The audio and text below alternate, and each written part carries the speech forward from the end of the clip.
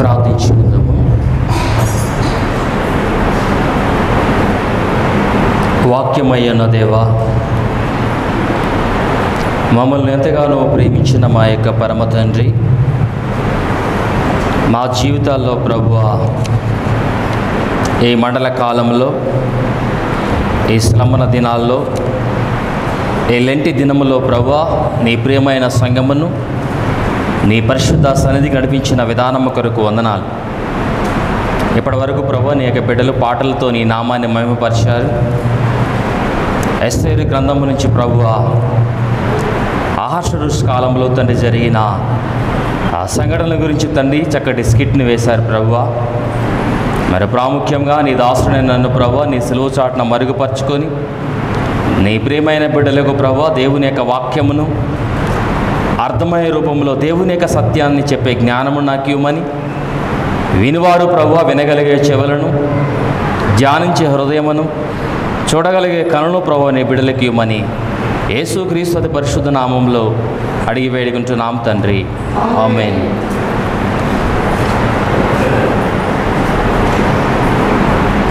మొదటిగా దేవాది దేవునికి నేను వందనాలు చెల్లిస్తున్నాను.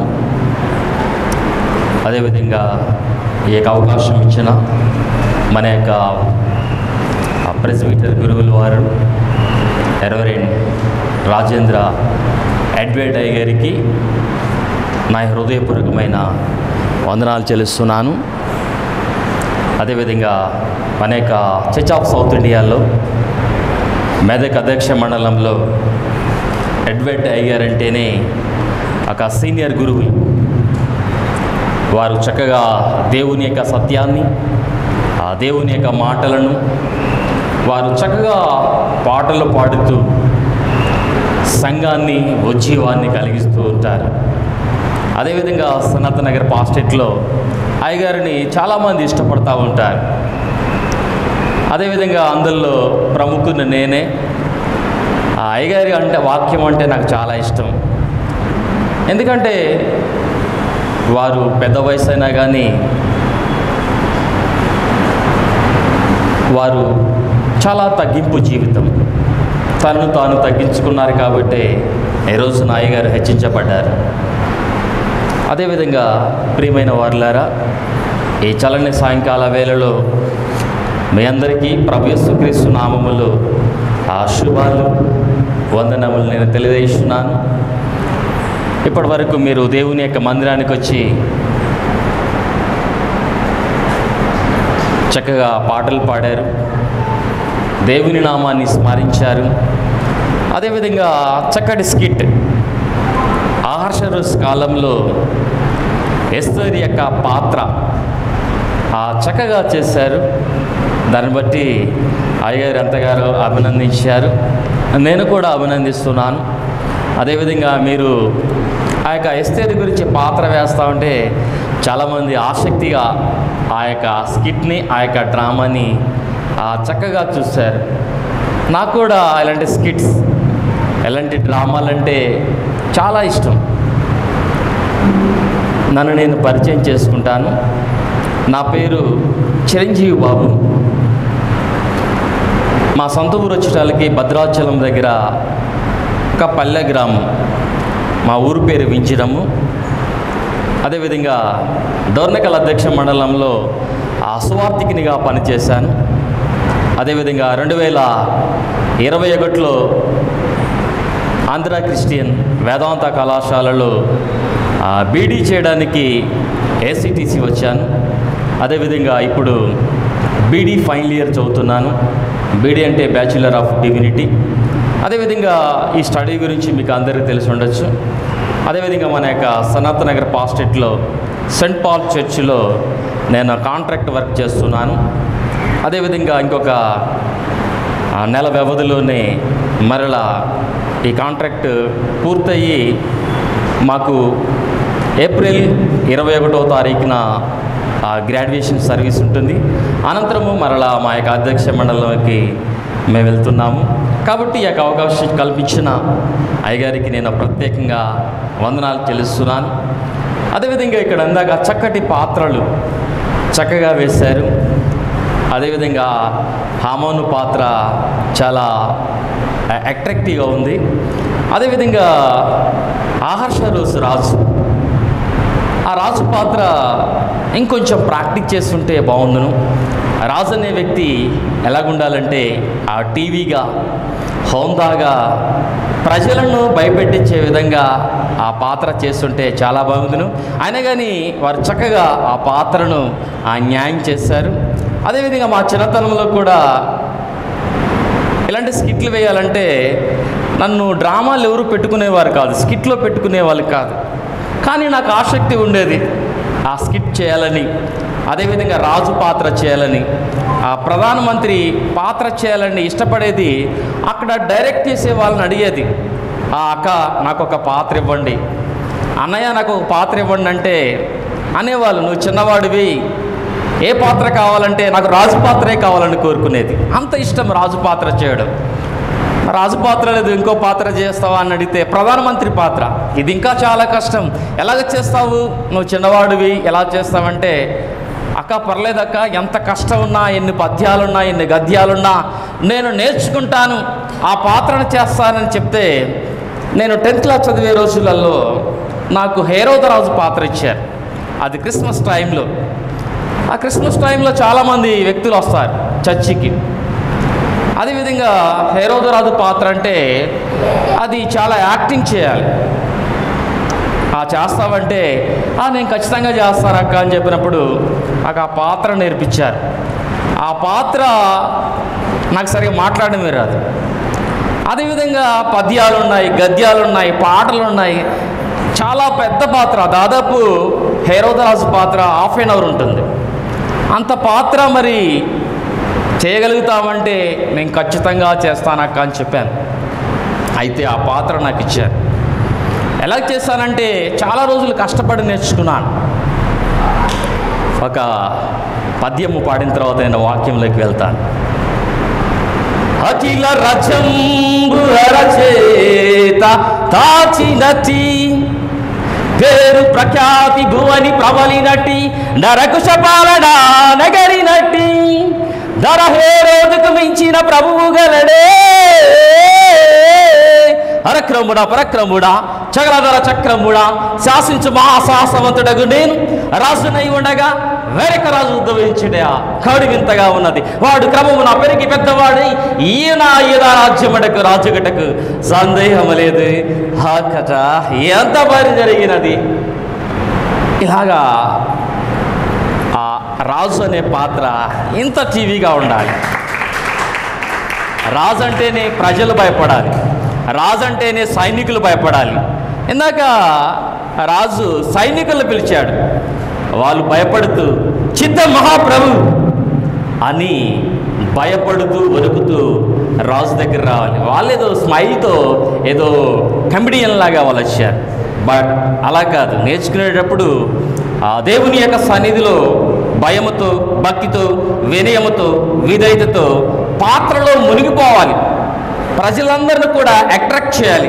ఆ పలానా వ్యక్తి ఏ విధంగా చేశాడని మిమ్మల్ని అందరూ కూడా ఏం చేయాలండి, మెచ్చుకోవాలి. అలాగా మనము పాత్రని ముందుకు తీసుకువెళ్ళాలి. అదేవిధంగా అయ్యగారు నాకు ఒక 20 నిమిషాలు మాత్రమే అవకాశం కల్పించారు కాబట్టి కొద్ది నిమిషములు ఆ దేవుని యొక్క వాక్యం చెప్పాలని నేను ఆశపడుతున్నాను. ఈరోజు ప్రత్యేకంగా ప్రపంచ ప్రార్థన దినోత్సవం. ఆ ప్రపంచం మొత్తము కూడా, అదేవిధంగా మన యొక్క చర్చ్ ఆఫ్ సౌత్ ఇండియా, అదేవిధంగా మన యొక్క మెదక్ అధ్యక్ష మండలము ఈ యొక్క రోజుని ఎంతో ప్రాముఖ్యముగా ఉపవాసముతోనూ, ప్రార్థనలతోనూ, భక్తితోనూ, పరవంశంతోనూ ఎక్కడికి వస్తారంటే దేవుని యొక్క మందిరానికి వస్తూ ఉంటారు. ఈరోజు అంశము కూడా అదే, ప్రార్థన. ప్రార్థన అంటే ఏమిటి? మన యొక్క ప్రార్థన మన యొక్క జీవితాలను, మన యొక్క కుటుంబాలను ఏ విధంగా మారుస్తుంది అనే యొక్క అంశాన్ని మీరు ఈరోజు చక్కగా దేవుని యొక్క మాటలు చదివారు. అదేవిధంగా నేను కొద్ది నిమిషములు, ఒక 20 నిమిషములు ఆ దేవుని యొక్క వాక్యం చెప్పేసి నేను ముగిస్తాను. ప్రార్థన అంటే ఏమిటి, ప్రార్థన ఏ విధంగా చేయాలి అనే దాన్ని బట్టి మనము దేవుని యొక్క వాక్యమును మనం చదువుకున్నాం. అదేవిధంగా ఎస్తేరు కూడా తన యొక్క జీవితంలో యూదుల కొరకు, యూదుల యొక్క క్షేమము కొరకు, ప్రజల యొక్క క్షేమము కొరకు, అదేవిధంగా రాజ్యము యొక్క పరిపాలన విధానము కొరకు ఎస్తేరు నిత్యము కూడా ప్రార్థిస్తూ ఉండేది. అదేవిధంగా ప్రియమైన దేవుని బిడ్డలారా, ఇక్కడ ఎస్తేరు అంటే మీరు చక్కగా ఇందాక కథల రూపంలో చెప్పారు. ఎస్తేరు అంటే నక్షత్రము. కాబట్టి సంఘాల్లో స్త్రీలు ఎలాగ ఉండాలంటే ఎస్తేరు వలె, నక్షత్రం వలె ప్రార్థించే స్త్రీలుగా ఉండాలి. అదేవిధంగా చాలామంది ప్రార్థన అంటే తెలియదు, ప్రార్థనా జీవితం అంటే తెలియదు, ప్రార్థన ఏ విధంగా చేయాలో కూడా తెలియదు. అదేవిధంగా కీర్తనలు 5వ సంకీర్తన, కీర్తనలు 5వ కీర్తన 3వ వచనం చదువుకుందాం. యెహోవా ఉదయమున నా కంఠస్వరము నీకు వినబడును, ఉదయమున నా ప్రార్థన సిద్ధము చేసి నేను కాచియున్నాను. ఇక్కడ దావీదు భక్తుడు 500 సంవత్సరాలకు రాజు. ఎన్ని సంవత్సరాలకి? 500 సంవత్సరాలకి రాజు. ఆయన గొప్ప రాజు. ఇజ్రాయెల్ యొక్క ప్రజల యొక్క క్షేమము కొరకు నిత్యము ప్రార్థించే వ్యక్తి ఎవరంటే దావీదు భక్తుడు. దావీదు ఏమంటున్నాడంటే, యెహోవా ఉదయమున నా కంఠస్వరము నీకు వినబడును. ఈ లెంటి కాలంలో, ఈ మండల కాలంలో చాలామంది ఉపవాసం చేస్తూ ఉంటారు. మన ఉదయాన్నే లేగానే మన యొక్క కంఠస్వరము ఎవరికి వినిపించాలంటే దేవుడైనా యెహోవాకి వినిపించాలి. మరి దావీదు భక్తుడే ఎంత బిజీగా ఉన్నా కానీ వేకువనే లేచి ఆకాశ పక్షులు ఏ విధంగా అయితే దేవుని నామాన్ని స్మరిస్తున్నాయో, దేవుని బిడలమైన మనము కూడా ఈ లెంటి కాలంలో కనీసము ఈ శ్రమల కాలంలోనైనా సరే, ఈ మండల కాలంలో అయినా సరే మనం ఏం చేయాలంటే ప్రార్థనని సిద్ధపాటు చేసుకోవాలి. అందుకే ఏవేలు ప్రవక్త అంటున్నాడు, ఏవేలు గ్రంథం 2వ అధ్యాయం 12వ వచనంలో, ఇప్పుడైనను మీరు ఉపవాసం ఉండి దుఃఖించు ప్రార్థన చేయండి అని హేవేలు ప్రవక్త చెప్తున్నాడు. అదేవిధంగా దేవుని యొక్క బిడ్డలారా, మనము కూడా ఈ మండల కాలంలో ఏం చేయాలంటే ఉదయాన్నే లేచి ఏం చేయాలంటే ప్రార్థన చేయాలి. ఈ యొక్క మండల కాలం అనేది చాలామంది క్రైస్తవులకి ఆచారంగా అనిపిస్తుంది, కానీ దీన్ని ఆచరించకూడదు. దీన్ని ఏం చేయాలంటే క్రియల్లో చూపించాలి. ఈ 40 రోజులే ప్రార్థన చేయడం కాదు, సంవత్సరానికి 365 రోజులు ఉన్నాయి. ఈ 365 రోజులు కూడా నువ్వేం చేయాలంటే ఉదయాన్నే లేచి నీ స్వరాన్ని ఎవరికి వినిపించాలంటే భర్తలకు కాదు, నీ స్వరాన్ని ఎవరికి వినిపించాలంటే భార్యలకు కాదు, నీ స్వరాన్ని పిల్లలకు కాదు, పక్కవారికి కాదు, నీ బంధువులకు కాదు, స్నేహితులకు కాదు, శ్రేయభిలాషులకు కాదు, నీ స్వరమును ఎవరికి వినిపించాలంటే దేవుడైన యెహోవా కొరకు నువ్వు ఏం చేయాలంటే నీ కుటుంబము కొరకు నీవు ప్రార్థన చేయాలి. నేనును నా ఇంటి వారును యెహోవాను సేవించుదము.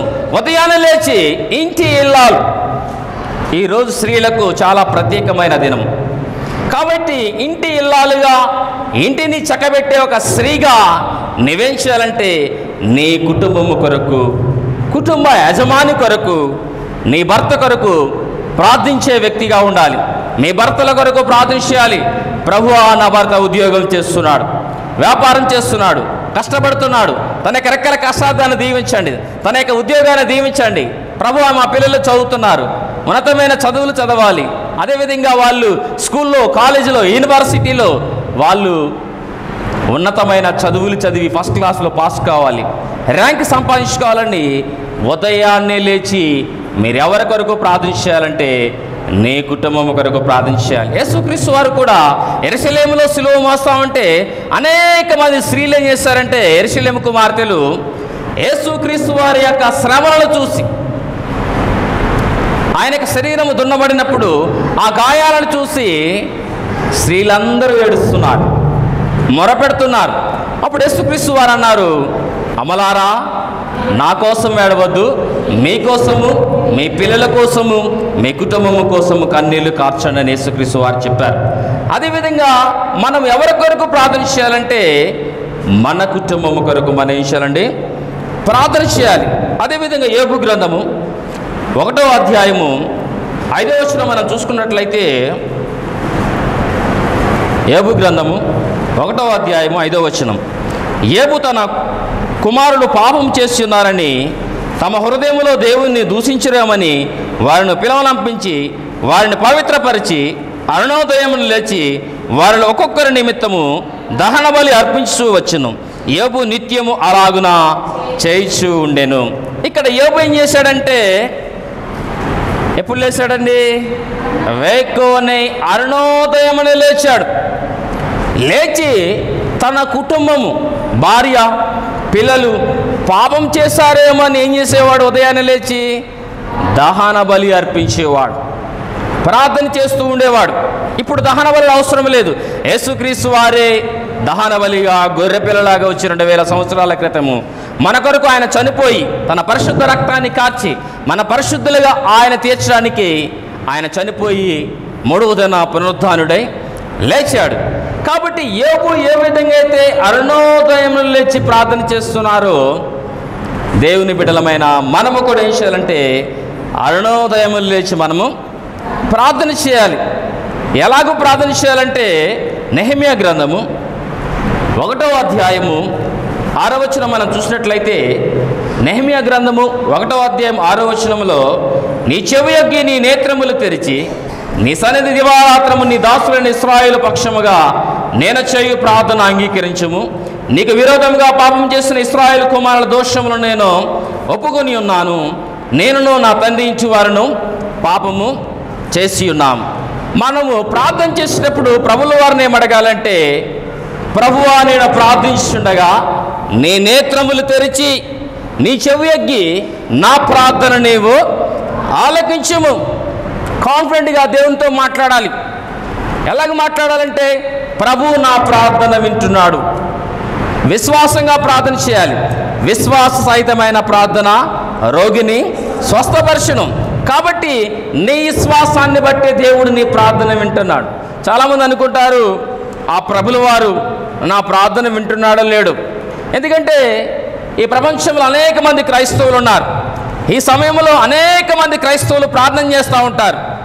మరి యేసుక్రీస్తు వారు ఈ లక్షల కోట్ల మంది ప్రార్థన కంటే నా ప్రార్థన వింటారా అని చాలామంది అవునమ్మకంతో ఉంటారు. కానీ నువ్వు ఎలా ప్రార్థన చేయాలంటే నమ్మకముగా ప్రార్థన చేయాలి. ఎలా చేయాలి? విశ్వాసంగా ప్రార్థన చేయాలి. ఎలా చేయాలంటే, ప్రభువా నేనును నా ఇంటి వారును పాపం చేసి ఉన్నాము కాబట్టి నీ నేత్రములు తెరిచి నీ చెవి యొగ్గి నా ప్రార్థన ఆలకించుము. ఇక్కడ ఎజ్రా, నెహెమ్యా కూడా అంతే. ఏమని ప్రార్థన చేస్తున్నారంటే, ప్రభువా నేనును నా ఇంటి వారును ఏం చేసి ఉన్నామంటే పాపం చేసి ఉన్నాం. మనం ఒప్పుకుంటామా? నేను పాపిని అని ఎవరైనా అంటే మనం ఒప్పుకుంటామా? ఒప్పుకోం. కానీ మన పాపములను ఎవరి దగ్గర ఒప్పుకోవాలంటే దేవుని యొక్క పాదములు పట్టుకొని మనం అడగాలి.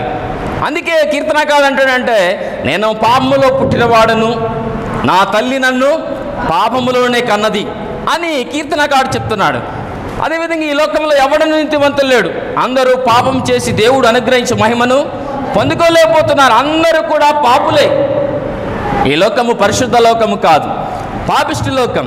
కాబట్టి ఈ లోకములో జీవించున్న నీవు ఏమని ప్రార్థన చేయాలంటే, కోవిడ్లో అనేక మంది చనిపోయారు. దేవుడు చేసిన మేలుని బట్టి నువ్వు ప్రార్థన చేయాలి. రాజులేమి, గనులేమి, అధికారులేమి, లక్షాధికారులేమి, అదేవిధంగా చిన్నవారేమి, పెద్దవారేమి, పేదవారేమి, కోటేశ్వరులేమి, లక్షాధికారులేమి, అనేక మంది మట్టిలో కనుమరుగైపోయారు. ఈరోజు నువ్వు సజీవంగా ఉన్నావంటే, ఈరోజు నువ్వు ఆరోగ్యంగా ఉన్నామంటే, ఈరోజు నీ కుమారులు కుమార్తెలు చిరంజీవులుగా జీవిస్తున్నారంటే దానికి కారణం ఎవరంటే యేసుక్రీస్తు వారు. దానిని బట్టి నువ్వేం చేయాలంటే, ఇలాంటి కాలంలో, ఈ శ్రమల కాలంలో నీవును నీ ఇంటి వారిని ఏం చేయాలంటే దేవుని యొక్క పాదములు పట్టుకొని, ప్రభువా ఇలాంటి కాలంలో మేము ఆచరించడం కాదయ్యా, భక్తో వినయముతో విధేయతో నీ పరిశుద్ధ మందిరానికి ఈ ప్రపంచ దినోత్సవం రోజున నీ పరిశుద్ధ ఆలయానికి వచ్చామయ్యా, నా వైపు చూడండి అయ్యా, నా ప్రార్థన మీరు వినండి అయ్యా అని మనం ఏం చేయాలంటే విశ్వాసముతో మనం ప్రార్థన చేయాలి. చాలామంది అంటూ ఉంటారు, అయ్యా నాకు ప్రార్థన రాదయ్యా, నేను ప్రార్థన ఎలా చేయగలను? మరి యేసుక్రీస్తు వారి శిష్యులకు ప్రార్థన రాదు. అయినా కానీ శిష్యులు యేసు ప్రభు వారిని ఏమడిగారంటే, ప్రభువా మాకు ప్రార్థన రాదు, మాకు నేర్పించు. అదేవిధంగా దేవుని యొక్క మందిరానికి వచ్చిన చాలామందికి దేవుని యొక్క వాక్యం వినడం రాదు. లోపలికి వస్తూ ఉంటారు, బయటకు పోతూ ఉంటారు, బయటకు వస్తూ ఉంటారు, లోపలికి వస్తూ ఉంటారు. చాలామందికి దేవుని యొక్క మందిరంలో కూర్చోవడం చేత కాదు. ప్రభులు వారిని అడగాలి, ప్రభువా నీ మందిరానికి వచ్చినప్పుడు నాకు దేవుని యొక్క వాక్యము వినడం రాదయ్యా, నేర్పించండి. దేవుని యొక్క మందిరంలో కూర్చోవడం రాదయ్యా, నేర్పించండి. దేవుని యొక్క మందిరంలో పాటలు పాడటము నేను సరిగా పాల్గొననయ్యా. మనకి ఏది రాదో దాన్ని మనం అడగాలి. యేసుక్రీస్తు వారి యొక్క శిష్యులు అడిగారు, ప్రభువా మాకు ప్రార్థన రాదయ్యా, మాకు ప్రార్థన నీవు నేర్పించు. శ్రేష్టమైన భావము గూర్చే శేష బృందమునకు నేర్పితివి. శ్రేష్టమైన భావము గూర్చే శేష బృందమునకు నేర్పితివి. పరముగా నిన్ను ప్రణుతించెదము, పరలోక ప్రార్థన నేర్పుమయా. ప్రార్థన వినిడి పావనుడా, ప్రార్థన మాకు నేర్పుమయా. శిష్యులు అక్కడ ఏమడిగారంటే, ప్రభువా మాకు ప్రార్థించడం రాదు, మాకు ప్రార్థన నేర్పించు. ఈరోజు కూడా దేవుని బిడ్డలమైన మనము కూడా, ప్రభువా నాకు దేవుని యొక్క వాక్యం వినడం రాదయ్యా, నేర్పించండి. నీ సన్నిధిలో నాకు ఈ విధంగా నేను ఆరాధించడం రాదయ్యా, ఈ విధంగా నిన్ను పూజించడం రాదయ్యా. ఏదో దేవుని యొక్క మందిరానికి ఆదివారం వస్తున్నాను వెళ్తున్నాను, అదేదో విధంగా శుక్రవారం వస్తున్నాను వెళ్తున్నాను, ఏదో క్రైస్తవులు వస్తున్నారని వెళ్తున్నాను, అలా కాదు. కానీ దేవుని యొక్క మందిరానికి మనం ఎందుకు రావాలంటే దేవుణ్ణి ఆరాధించడానికి రావాలి. దేవుని యొక్క మందిరానికి వచ్చిన మనము దేవుని ఏ విధంగా ఆరాధించాలంటే, ఏ విధంగా ప్రార్థించాలంటే, సజీవ యాగముగా మన యొక్క శరీరాలను దేవునికి ఏం చేయాలంటే సమర్పించాలి. సజీవ యాగముగా మన శరీరము సమర్పించే, సజీవ యాగముగా మన శరీరము సమర్పించే, సంపూర్ణ సిద్ధినందా శుద్ధాత్మను నొసగితివి. సంపూర్ణ సిద్ధినందా శుద్ధాత్మను నొసగితివి. స్తోత్రం చెల్లింతుము, స్తోత్రం చెల్లింతుము. యేసునాథుని మేలులు తలచి స్తోత్రం చెల్లింతుము, స్తోత్రం చెల్లింతుము. దేవుడు చేసిన ప్రతి మేలును బట్టి మనం ఏం చేయాలంటే దేవుణ్ణి స్తుతించడానికి దేవుని యొక్క మందిరానికి రావాలి. అదేవిధంగా ప్రియమైన వారలారా, మనకి ఏది రాదో అది మనం ఏం చేయాలంటే దేవుణ్ణి అడగాలి. నేను కూడా ప్రభుల వారిని అడిగాను. ఎలాగడిగానంటే, నా జీవితాల్లో నేను ఎప్పుడు సేవకు వస్తాను అనుకోలేదు, దేవుని యొక్క మందిరంలో పాటలు పాడతాను అనుకోలేదు. ఎందుకంటే ప్రజలతో మాట్లాడడం నాకు రాదు. పెద్దవారితో, చిన్నవారితో, దైవ సేవకులతో, గురువులతో, అధికారులతో మాట్లాడడం రాదు.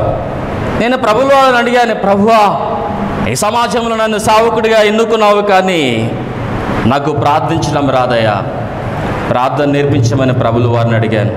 అయ్యా నాకు పాటలు పాడటం రాదయ్యా, నాకు పాటలు నేర్పించాడు, ఆయన నాకు మంచి స్వరం కావాలయ్యా అన్నప్పుడు దేవుడు నాకు మంచి స్వరాన్ని ఇచ్చాడు. అదేవిధంగా నాకు ఏది రాదో అదే దేవుణ్ణి అడిగాను.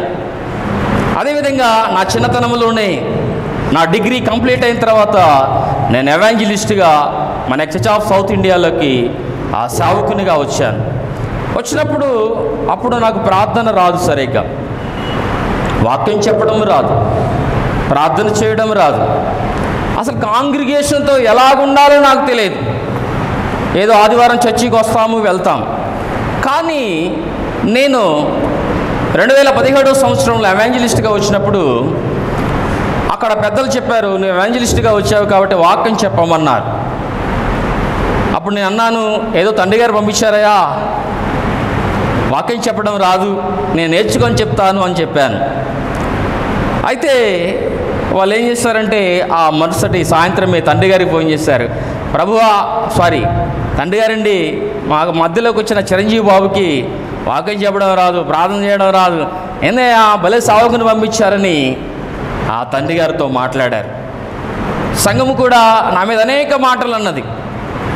అన్న తర్వాత నేను అనుకున్నాను, నేనైతే సావుకు సమర్పించుకున్నాను, కానీ ఈ సంఘములో అనేక మంది అనేక మాటలు అంటున్నారు. దేవుని యొక్క వాక్యం చెప్తుంది, ఎవరైతే నా నిమిత్తము నిందించబడతారో, హింసించబడతారో, చెడ్డ మాటలు పలకబడతారో వారు ధన్యులైన దేవుని యొక్క వాక్యం చెప్పింది. అయినా కానీ వాళ్ళ మాటలకి, ప్రజల మాటలంటే చాలామంది కష్టంగా ఉంటుంది. నేను కూడా ఆ వయసులో చాలా బాధపడ్డాను, ఏడ్ చేశాను అని ఇంటికి వెళ్ళిపోతున్నాను. ఇంటికి వెళ్తా ఉంటే ఒక తల్లి నన్ను పిలిచి అయ్యగారండి మీరు ఎక్కడికి వెళ్తున్నారని అడిగింది. అమ్మా, నాకు సంఘంలో ఏమీ రాదు, నన్ను అనేక మాటలు అంటున్నారు, ఇంక నేను బ్యాగ్ చదువుకొని వెళ్ళిపోతున్నాను, ఇంటికి వెళ్ళి ఏదో ఒక పని చేసుకుంటాను, లేకపోతే ఏదో ఒక ఉద్యోగం చేస్తానని చెప్పినప్పుడు అమ్మ పిలిచింది. ఏంటి నీ ప్రాబ్లం అని అడిగింది. అమ్మా, ఈ సంఘంలో చిన్న వయసు నాది, చాలా పెద్దవారు ఉన్నారు, గనులు ఉన్నారు, అధికారులు ఉన్నారు, గొప్ప గొప్ప చదువులు చదివిన వారు ఉన్నారు, చక్కగా పాటలు పాడిన వారు ఉన్నారు, దేవుని యొక్క వాక్యమును, దేవుని యొక్క సందేశాన్ని చెప్పిన వారు చాలామంది మన సంఘంలో ఉన్నారు, నా మాటలు ఏమింటారు వాళ్ళు అన్నప్పుడు ఆ తల్లి ఏం చెప్పిందంటే,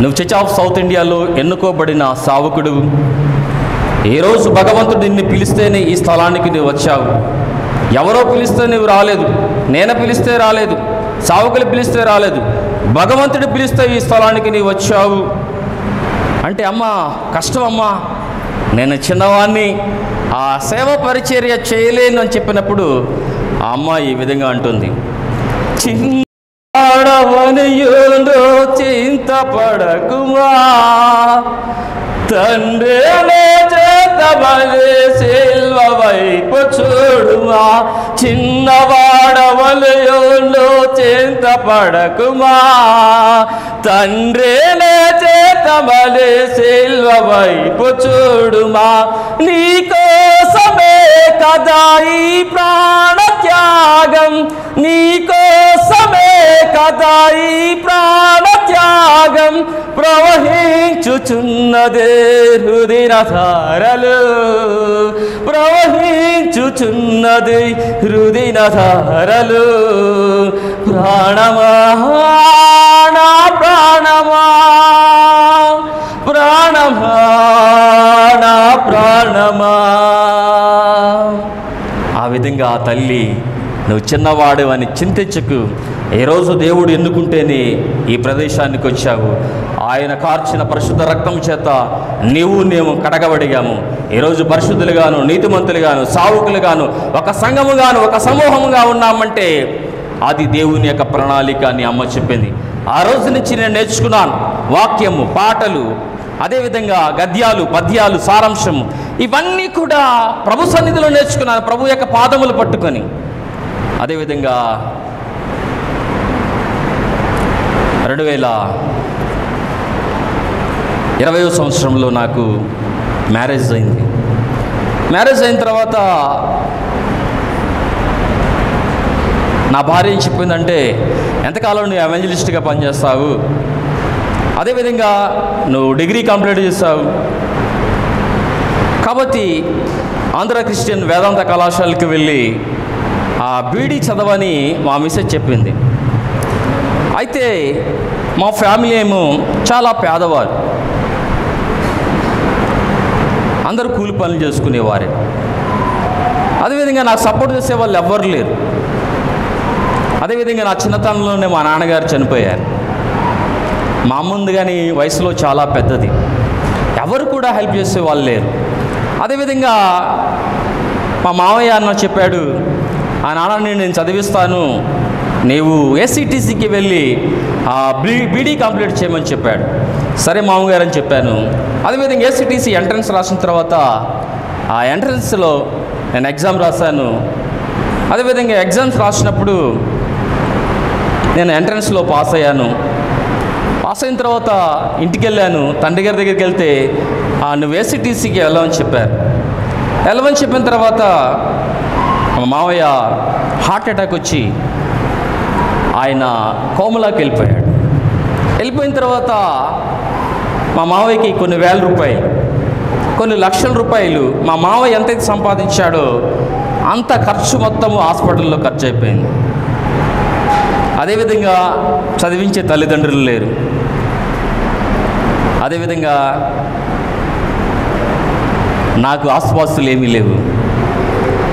అయితే నా మిస్సెస్ చెప్పింది, నేను చదివిస్తాను నిన్ను అని చెప్పింది. అప్పటికి మా మిస్సెస్ డెలివరీ అయింది. ఒక చిన్న పాప. అప్పుడు మా మిస్సెస్కి దాదాపు ఆ పాప పుట్టి 3 నెలలైంది, బాలింత. అయితే మరి ఎలాగెళ్ళాలి, నా దగ్గర అయితే డబ్బులు లేవంటే నా గోల్డ్ తాకడ పెడతాను. ఆ గోల్డ్ తాకడ పెట్టిన తర్వాత నేను కొంత అమౌంట్ బ్యాంకులో తీసుకొని మన యొక్క ఏసీటీసీకి వచ్చి ఆ ఫస్ట్ ఇయర్ అలాగా నా బీఈడీ కంప్లీట్ అయింది. ఫస్ట్ ఇయర్ కంప్లీట్ అయింది. సెకండ్ ఇయర్కి వచ్చేసరికి కోవిడ్. ఎక్కడ చూసినా కానీ కోవిడ్ మరణాలు. ప్రపంచం మొత్తము, మన యొక్క భారతదేశం మొత్తము కూడా అల్లకల్లోరంగా ఉంది. నాకు హెల్ప్ చేసే వాళ్ళు ఎవరు లేరు. ఎవరి దగ్గరికి వెళ్ళి కానీ దగ్గరికే రావద్దు, మా ఇళ్ళకే రావద్దు అని చెప్పారు. నన్ను ఎలాగ చూసేవాళ్ళంటే ఒక భిక్షగాళ్ళలాగా చూసేవాళ్ళు, ఒక అంటరాని వాళ్ళగా చూసేవారు. ఎవరు కూడా నాకు హెల్ప్ చేయడానికి ముందుకు రాలేదు. మా చుట్టాలు, మా బంధువులు, స్నేహితులు, రక్త సంబంధులు. చాలామంది అనుకుంటారు అయ్యగారు అంటే ఏం కష్టం ఉంటుందండి, 1.5 అవర్ ప్రసంగం, 1 గంట ప్రసంగం, తర్వాత ఆయన హ్యాపీగా ఉంటారనుకుంటారు. కానీ సావుకులకి ఎన్నో కష్టాలు ఉంటాయి. ఈ రోజున మన మధ్యలో ఉన్న అయ్యగారు ఎన్నో కష్టాలు, ఎన్నో నిందలు, ఎన్నో అపోహలు. ఈ రోజున అయ్యగారికి తోడు లేకపోయినా కానీ యేసుక్రీస్తు వారు నా భార్య, యేసుక్రీస్తు వారే నన్ను కాపాడుతాడు. సంఘమైన అన్నదమ్ములు, సంఘమైన అక్కాచెల్లెలని ధైర్యంతో, దృఢ సంకల్పంతో ఈ రోజున ఆల్టర్లో కూర్చున్నారు. ఈరోజు కూడా ఆ కోవిడ్లో 2022 సంవత్సరంలో చాలా కష్టాలు అనుభవించాను. ఎవరిని అడిగైనా సహాయం చేయట్లేదు.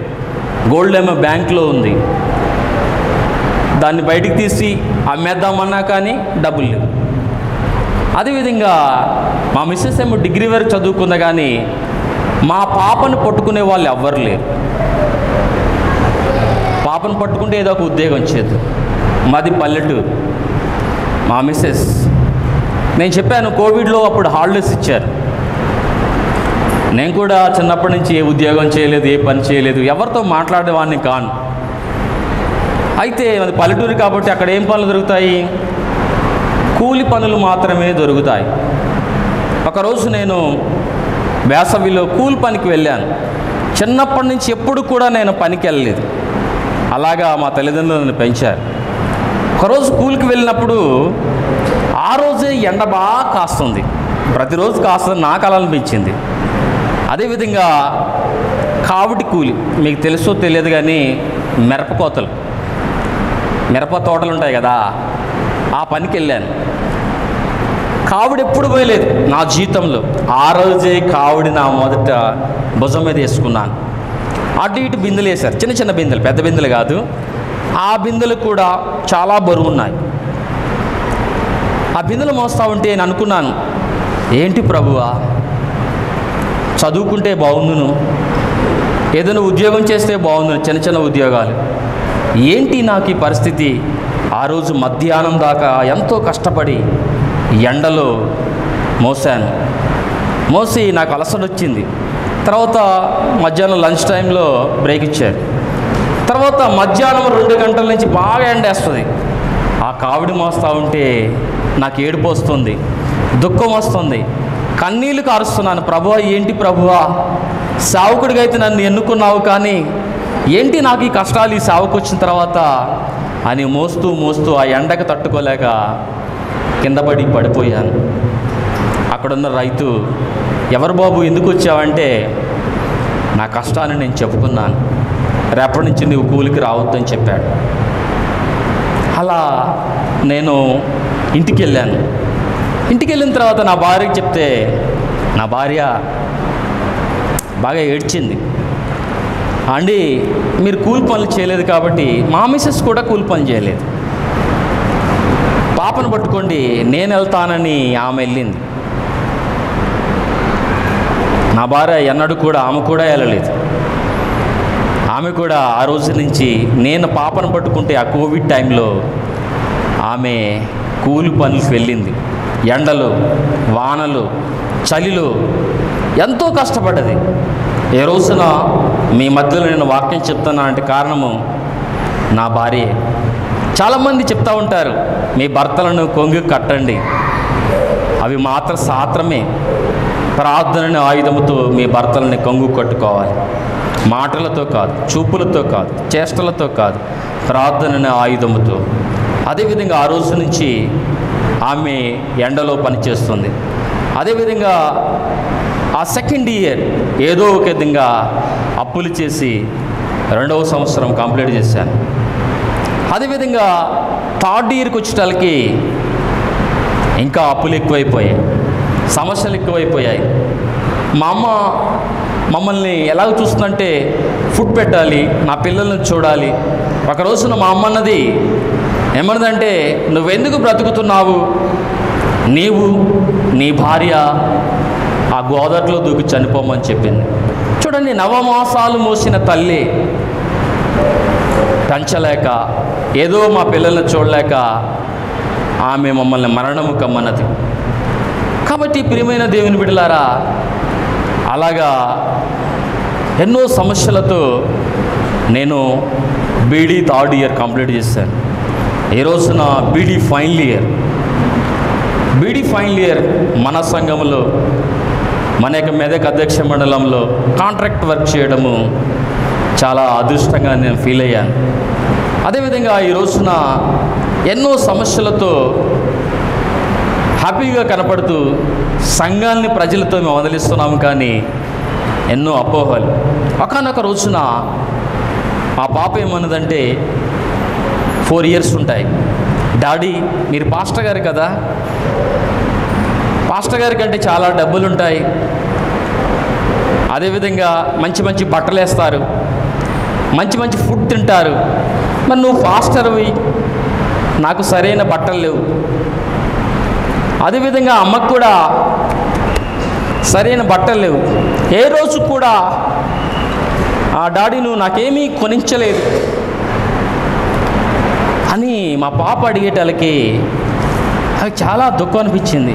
అయ్యో, ఎంతోమంది పిల్లలు చక్కగా పంచి ప్రమాణాలు తింటున్నారు, మరి నేను సావుకుని నా పిల్లలను, నా భార్యను నేనెందుకు పోషించలేకపోతున్నాను అని అనుకున్నాను.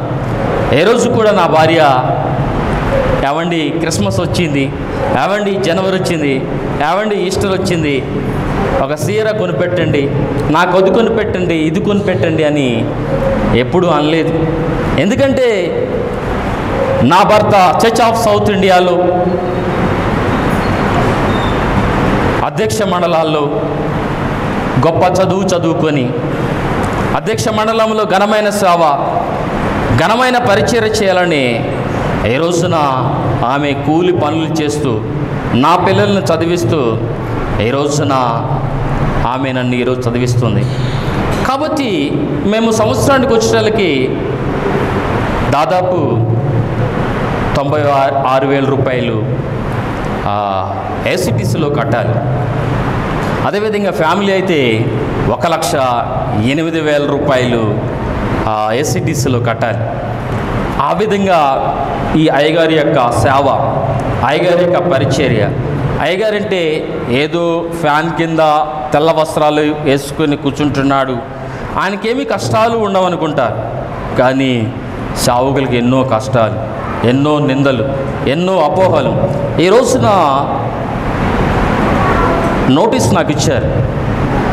నేను ఇంకా ఏసీటీసీలో 57,000 రూపాయలు కట్టాలి. నాకు నోటీస్ ఇచ్చారు, ఈ రోజు నుంచి మెస్కి రావద్దు అని చెప్పారు. నేను మెస్కి వెళ్ళక 15 రోజులు అవుతుంది.